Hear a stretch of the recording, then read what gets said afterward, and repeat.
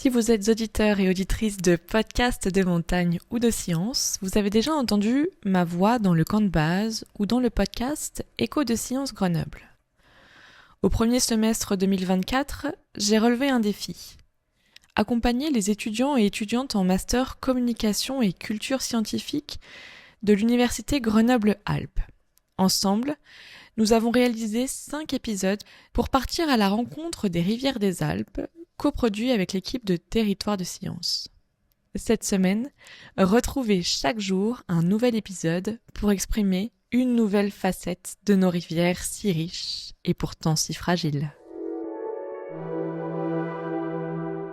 Aujourd'hui, les voix des rivières racontent ces cours d'eau qui font vivre les Alpes.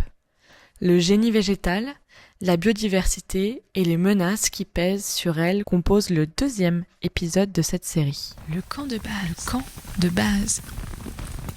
Rencontre au sommet. Écho Sciences Grenoble.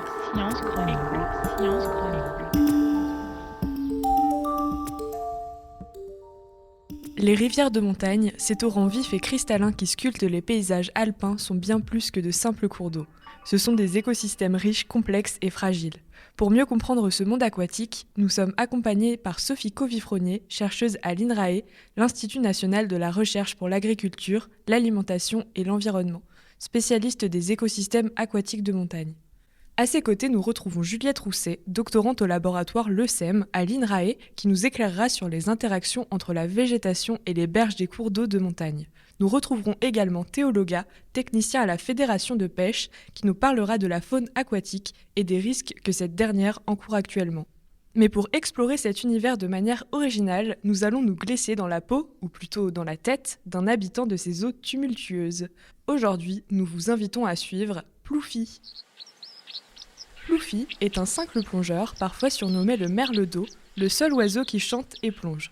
Capable de marcher sous l'eau, il passe ses journées à chasser, plonger et observer son environnement. Suivons-le et découvrons cet écosystème à travers ses yeux. Ces rayons du soleil qui réchauffent mes plumes. Quelle belle matinée. Le courant de la rivière chante, les feuilles dansent, et moi... en fait, j'ai une grosse journée de plongée devant moi. Mais d'abord, voyons un peu ce qui se passe sous mon arbre aujourd'hui. Oh, encore ces humains, toujours à parler. Mais qu'est-ce qu'ils racontent ? Les techniques de génie végétal, c'est des techniques d'aménagement de cours d'eau qui visent à utiliser du matériel végétal vivant, donc plutôt des espèces ligneuses, pour stabiliser les berges de cours d'eau ou les restaurer. Aujourd'hui, il y a beaucoup d'endiguements. On va restreindre l'espace latéral des cours d'eau. Si on endigue les cours d'eau, qu'on les rend plus rectilignes, on va déconnecter la végétation avec la partie plutôt aquatique. Et donc, cette espèce de transition disparaît. Et on arrive à un stade d'évolution de la végétation qui n'est plus la végétation de berge de cours d'eau qui est adaptée à toutes ces contraintes. Et donc, en cas de grosse crue, en cas de contrainte, la végétation, elle n'est plus du tout adaptée. Assez écouté. Il est temps de trouver mon petit déjeuner maintenant. Ah, l'eau froide d'un torrent au petit matin. Rien de tel. Regardez-moi ça. Les galets luisants, les courants vifs et maintenant, au travail. Le cincle ne le sait pas, mais la berge sur laquelle il est en train de pêcher a été végétalisée par bouturage il y a quelques années. Juliette Rousset nous en dit plus. Moi, je travaille sur Salix astata, donc le sol asté, qui est un sol arbustif, qui est présent uniquement à l'étage subalpin, donc à des altitudes supérieures à 1800 mètres.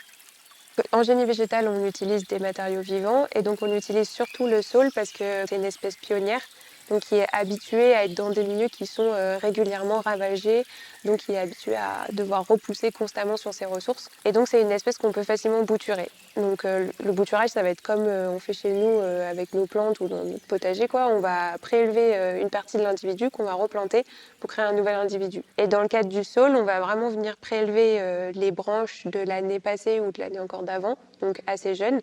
Donc ça va être vraiment un bâton qu'on va venir replanter. Et donc ces bâtons, en gros ces boutures, ils sont utilisés dans de nombreux types d'ouvrages, donc de nombreuses structures. Et on va dire que la plus simple, c'est vraiment le bouturage, c'est de venir replanter simplement les bâtons sur la berge. Oh, un joli courant ici. Parfait pour une chasse aux larves de trichoptères. Regardons sous ce caillou. Et te voilà. Tu croyais te cacher dans ton cocon ? Trop tard, je t'ai vu. Cette proie, c'est une larve de trichoptère, un insecte proche des papillons. Ces larves, appelées aussi porte-bois, construisent leur abri, le fourreau, avec des matériaux qu'elles trouvent dans la rivière. Gravier, brindilles ou encore débris végétaux. Mais attention, elles ont besoin de biofilms bactériens qui se développent sur les cailloux pour se nourrir. La pollution humaine peut donc gravement impacter leur survie et par extension celle du cincle. Bon, le courant est en train de me repousser. Pas le choix. Allez, hop, transformation. Comme ça, je peux rester au sol et marcher. Pour pouvoir continuer à marcher sur le plancher de la rivière et même en cas de fort courant, le cincle déploie ses ailes de manière à ce que le courant le pousse au sol. Ainsi, il peut continuer à marcher sous l'eau à contre-courant. Quelle clarté ici, pas un seul détail ne m'échappe. Pas même toi là-bas. En effet, le cincle peut voir sous l'eau grâce à une membrane transparente lui recouvrant les yeux, dite nictitante. Elle lui protège l'œil de l'eau et de tout ce qu'elle contient. Oh, un gamard cette fois. Pas d'emballage autour de toi, hein. Mais d'ailleurs, que fais-tu ici ? Je vous croise pas souvent dans les parages. Mais pas de bol pour toi et... Attends, est-ce que je vois une petite boule blanche sur ton dos ? Ah, les parasites. Les gamards, ces petits crustacés d'eau douce, sont aussi un mets de choix pour le cincle. Ils sont aussi victimes de parasites comme les acanthocéphales. Ces vers altèrent leur comportement pour le rendre plus visible aux yeux des prédateurs et ainsi leur permettre d'infecter de nouveaux hôtes dans lesquels ils pourront se reproduire. Leur présence est ceci dit assez rare dans les rivières de montagne. Proche des glaciers, on a le groupe des chironominés, qui ce sont des diptères. Et on a aussi des éphémères et des plécoptères, qui sont aussi un autre groupe d'insectes aquatiques. Selon les espèces, on va avoir un régime alimentaire très très différent. Proche des glaciers, on a plutôt des détritivores qui vont manger des petits débris de matière organique. Donc on a d'autres qui sont plutôt des brouteurs, qui vont racler les biofilms. Donc, les biofilms, c'est une espèce de petits conglomérats d'organismes microbiens. Et après, on a des prédateurs. Les invertébrés aquatiques, ils sont vraiment clés dans l'écosystème des rivières. Ils transforment en fait la matière organique végétale en nourriture. Et il y a vraiment énormément d'animaux qui dépendent des invertébrés aquatiques. Une espèce, Retrogena delphinensis, c'est une espèce qui a été décrite il y a 30 ans et qui a plus été retrouvée depuis. Les études qui ont travaillé dans la même zone ne l'observaient pas. Et nous, un peu par hasard, on l'a retrouvée que dans une rivière sous influence glaciaire. En fait, elle avait été décrite dans une rivière sous influence de fonte de neige. Et elle était trouvée sur le massif de l'Arve, sur le torrent du Gap. Et donc, on a fait tout le tour du massif de l'Arve, on a regardé toutes les rivières, on l'a pas retrouvée. Et finalement, on la retrouve que dans une seule rivière. Et il se trouve que cette espèce-là, elle n'est pas distribuée dans toutes les Alpes. On la retrouve vraiment là. Donc sur cette rivière-là, elle est bien présente, mais par contre, on la retrouve plus que dans cette rivière-là.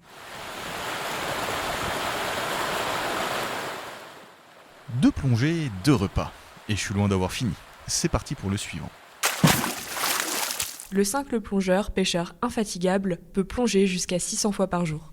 Il engloutit l'équivalent de son poids en nourriture, composé de larves d'insectes, de petits poissons, de vers et d'invertébrés. Mais il n'est pas qu'un chasseur, c'est aussi un ingénieur. Maintenant que je suis rassasié, je vais me poser sur cette branche de saule. Et oh tiens, revoilà l'humaine de tout à l'heure. La végétation au bord des cours d'eau s'est répartie selon un gradient qui est dépendant, on va dire, de l'ennoiement potentiel par rapport à l'eau. L'ennoiement, du coup, ça va être une période prolongée sous l'eau. Dans le cas des élophytes, donc, c'est des plantes qui sont adaptées au fait qu'il y ait une partie de leur système aérien qui soit sous l'eau tout le long de l'année et l'autre partie à l'extérieur de l'eau. Et du coup, dans le cas des saules, c'est plutôt, on va dire, la base de l'individu qui va être noyée donc sous l'eau pendant une certaine partie. Sur les zones où on va avoir un ennoiement assez régulier, donc là on va retrouver une végétation qui est vraiment adaptée à cet ennoiement régulier, donc des élophytes, etc.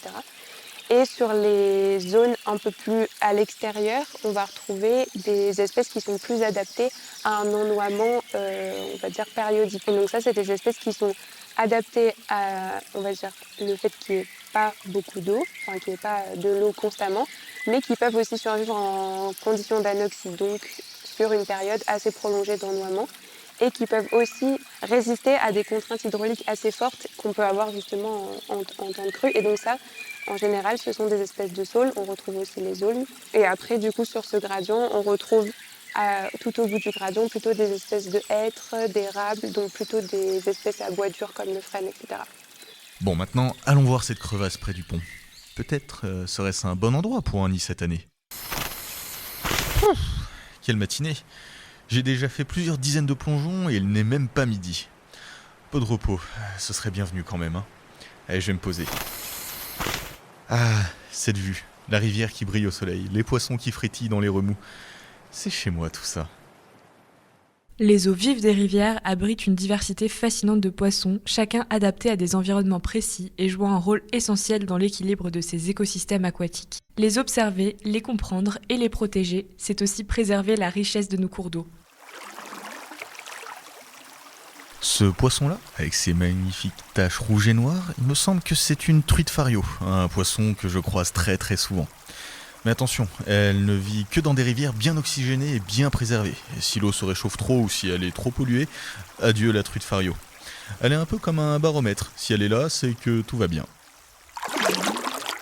Et ici, mais qu'est-ce que ce petit poisson au corps aplati, blotti entre les pierres? Il me semble que c'est un chabot. Discret mais tout aussi fascinant. Il se cache dans les eaux rapides bien plaquées au fond pour ne pas être emporté par le courant. Lui, c'est un peu un pilier de l'écosystème. Il sert de nourriture à tout un tas de prédateurs. Truites, oiseaux pêcheurs. Moi, par exemple. Eh oui, je fais pas que regarder, je me nourris aussi. Parmi ces habitants discrets, on trouve aussi les écrevisses. Autochtones ou exotiques, ce sont des crustacés emblématiques de nos rivières. Malheureusement, les écrevisses autochtones sont de plus en plus rares, victimes de la dégradation des cours d'eau et de la concurrence avec les espèces exotiques. Pour les écrevisses, les espèces exotiques sont un souci, et d'autant qu'on a des gens qui déplacent aussi des écrevisses. Il y a des espèces exotiques qui ont été introduites pour la pêche. On a certaines populations d'écrevisses à pattes blanches qui sont un peu en sursis, qui sont vraiment juste à côté d'une population d'écrevisses exotiques. Alors ça fait l'objet de beaucoup de débats, l'impact de ces espèces dans le milieu. Dans les faits, toutes les études qui ont été faites n'ont jamais montré d'impact pour les cours d'eau. Les lacs de montagne, c'est autre chose. On sait que la présence de poissons dans des milieux où dans 90-95% des cas il n'y en avait pas a eu un impact sur le réseau trophique. Ces poissons ne sont pas seulement des habitants des rivières, ils sont aussi les témoins vivants, révélateurs de la santé de ces milieux naturels. Messa, théologa, technicien à la Fédération de pêche, sera mieux placé que nous pour en parler. Les communautés écologiques piscicoles sont largement dominées par la truite, historiquement, dans ces milieux-là. Dans la zone à truite, tu vas avoir principalement, comme son nom l'indique, de la truite, de la lamproie de plein air, du chabot, qu'est-ce qu'on a d'autre, du barbeau méridional, du blason. En plus, ces espèces-là témoignent réellement des dysfonctionnements du milieu. C'est une espèce qui est relativement pollusensible, qui a besoin d'une eau relativement fraîche et d'une charge organique pas trop forte, et qui a besoin d'une certaine continuité écologique et sédimentaire pour pouvoir accomplir son cycle. Pareil, c'est des espèces qui du coup sont intéressantes. Mais encore elle? Mais c'est pas vrai, mais depuis ce matin, je ne fais que croiser cette humaine. Elle a l'air d'en savoir quand même un paquet sur nous, les habitants de ces lieux. Le fait qu'il y ait de la végétation, ça va créer des mini-turbulences et du coup désaccélérer le courant et donc limiter l'impact en aval. Ça permet aussi de piéger les sédiments et donc de favoriser ces processus de dépôt et d'érosion. Et ça crée évidemment énormément d'habitats pour les autres espèces, donc les espèces animales surtout et d'autres espèces végétales qui... faut pas oublier que c'est des corridors écologiques entre le milieu terrestre et le milieu aquatique. Donc le fait que ce soit un espace de transition entre deux milieux importants comme ça en fait vraiment des hotspots de biodiversité. Le cingle plongeur, le martin pêcheur si on reste sur les oiseaux qui sont inféodés plutôt au milieu aquatique. Après en termes de faune, il y a le traditionnel castor qui marche aussi sur les berges. Tous les amphibiens, énormément d'insectes, tous les mammifères qui ont besoin d'avoir accès à un point d'eau qui passent aussi par ces corridors écologiques. On va dire que c'est pas leur habitat mais ils ont besoin d'avoir accès à cette ressource et du coup de passer par ce corridor écologique pour survivre en gros. Tiens, et encore un humain au bord de l'eau là-bas. Mais celui-là, il semble un peu différent. Il pêche pas, il parle à personne, il fait pas de bruit. Et il tient une drôle de boîte devant son visage. Il me regarde et qu'est-ce que... Mais qu'est-ce qu'il fait? Le cingle plongeur est un oiseau qui intrigue les passionnés de nature. Son agilité sous l'eau et son mode de vie unique en font une espèce emblématique des torrents européens. Les photographes animaliers, souvent armés de patience et de discrétion, capturent ces moments précieux pour sensibiliser le public à la beauté et à la fragilité de ces milieux aquatiques. Bon, tant qu'il ne me dérange pas, il peut rester. Mais attention humain, si tu t'approches trop de moi, je te montrerai que mes ailes ne servent pas qu'à plonger. mais c'était qui ça? Oh, une bergeronnette des ruisseaux. Toujours à trottiner au bord de l'eau, celle-là. Mais attention, ici c'est mon territoire, c'est moi le maître des lieux. Le cincle plongeur est un oiseau territorial, particulièrement pendant la saison de reproduction. Il n'hésite pas à défendre son espace face à d'autres oiseaux qui s'approcheraient un peu trop près. Mais ces interactions ne sont pas toujours hostiles. Voilà, elle a compris qui commande ici. Bon, j'en étais où? Ah oui, ma sieste. Bon, avant tout ça, quand même, faut bien prendre soin de son plumage, surtout entre deux plongées. Mon secret pour rester impeccable? Une séance de bain suivie d'un bon séchage au soleil. Et voilà, on secoue les ailes et hop, comme neuf. Le plumage du cincle est un atout indispensable pour sa survie. Grâce à une huile imperméabilisante qu'il sécrète et applique minutieusement sur ses plumes, il peut rester sec et léger, même après de longues heures de pêche. Cette capacité unique lui permet de plonger sans craindre le froid ou l'humidité. Le nettoyage régulier est aussi très important. Cela lui permet d'éliminer les bactéries qui viendraient se fixer à son plumage lors de ses plongées. Ah, allez, au dodo. Mais... Ah non, mais qu'est-ce que c'est là, ça, là-bas? Oh là, faut que je m'approche. On dirait que les bords de la rivière ont été rasés, il y a quasiment plus de plantes. Mais il s'est passé quoi ici? Les rivières de montagne, bien que préservées en apparence, sont confrontées à de nombreuses menaces. Chaque jour, l'homme altère peu à peu la qualité de l'eau et des habitants. Et moi qui croyais que c'était tranquille ici. Mais non, les crues brutales lavent tout sur leur passage. Et parfois c'est l'inverse, plus d'eau du tout à cause des détournements des barrages. Comment voulez-vous que la vie s'installe là-dedans? Les barrages et installations hydroélectriques aggravent ces bouleversements. Les lâchers soudains provoquent des crues artificielles, tandis que les tronçons court-circuités, privés d'eau, se réchauffent et se couvrent d'algues. Ces perturbations déséquilibrent la rivière et impactent l'ensemble de sa faune. Chez nous, la principale menace sur ce genre de cours d'eau, c'est pas vraiment l'urbanisme ou le remembrement agricole, comme ça peut être le cas en plaine, ou sur des secteurs très, très denses en termes d'habitants, mais c'est bien, pour nous, c'est le développement de la micro, voire de la pico-hydroélectricité, où du coup, on a une altération importante, alors non seulement de la continuité écologique, du transit sédimentaire, donc de la qualité des habitats, notamment à l'aval des barrages. Là, on n'est pas contre l'hydroélectricité, loin de là, parce que, bon, on sait qu'on doit aller vers une décarbonation de la production énergétique. Et c'est juste que nous, on est plutôt pour l'optimisation de l'existant ou du suréquipement, c'est-à-dire rajouter une turbine sur un barrage où tu en as déjà deux, si à la place d'en mettre une troisième, bah pourquoi pas en mettre une troisième, plutôt que d'aller faire des nouvelles installations. Les systèmes montagneux sont pas épargnés par le changement climatique. Donc on voit effectivement des secteurs où il n'y avait pas de problème de température avant qui commencent à avoir des problèmes de température, en plus du fait que les espèces aquatiques qui y vivent aient déjà des gammes de tolérance sur la température relativement bien définie. Tu rajoutes à ça d'autres problèmes comme l'eutrophisation. On est aussi sur des zones où là, il y a une densification de l'activité humaine. Tourisme, habitation, même des fois aussi. On a vu effectivement des effets concrets sur des cours d'eau avec du coup des stations d'épuration qui n'avaient plus les reins pour traiter ce qui leur était demandé de traiter, donc avec des impacts directs sur le cours d'eau en dessous, donc augmentation de la charge organique, combinée avec l'augmentation des températures, augmentation du développement algal, donc étouffement du substrat, tout ce qui y vit. Mais il y a quand même des choses qui sont faites, faut quand même pas tout voir en noir. Il y a beaucoup de stations d'épuration qui ont été étendues, améliorées.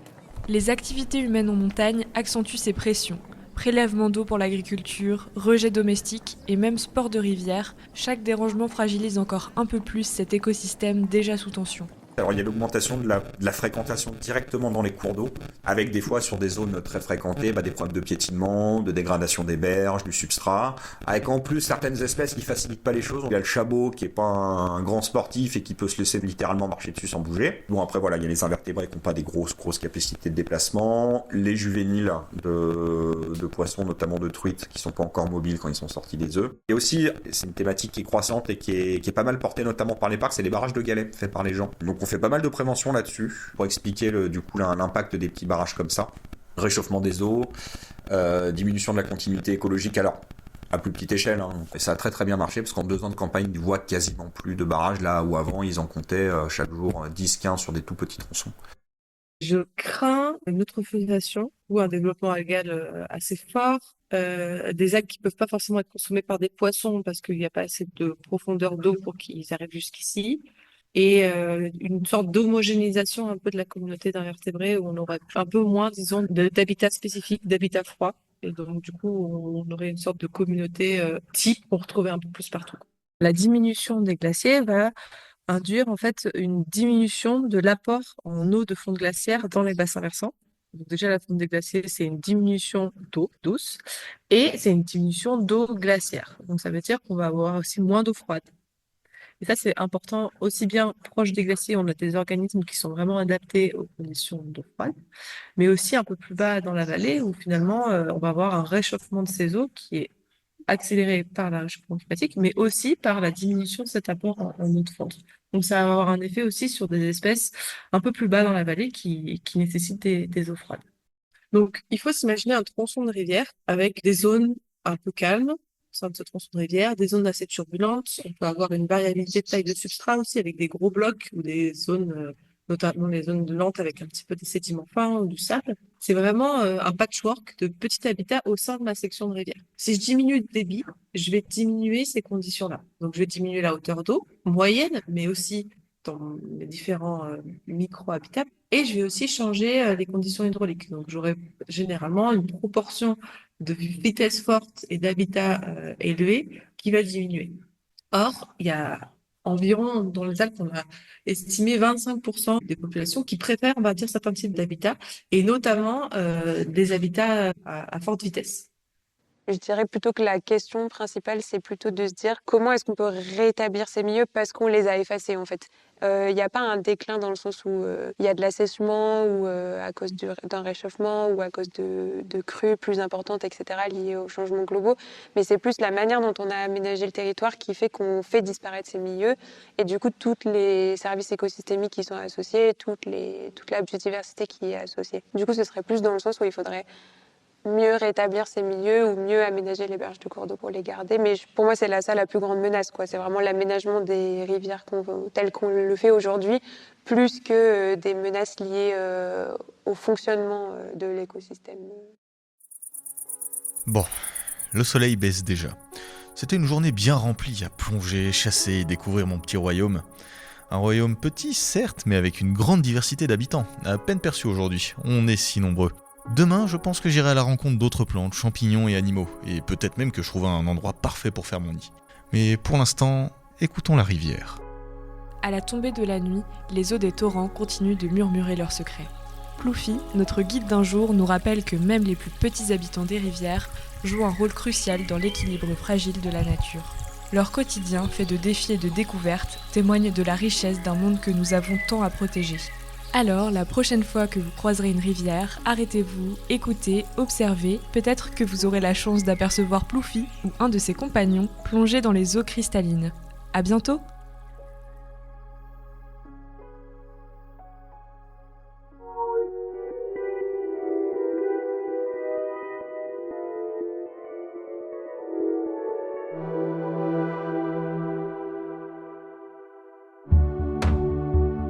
Ce deuxième épisode des Voix des rivières est terminé.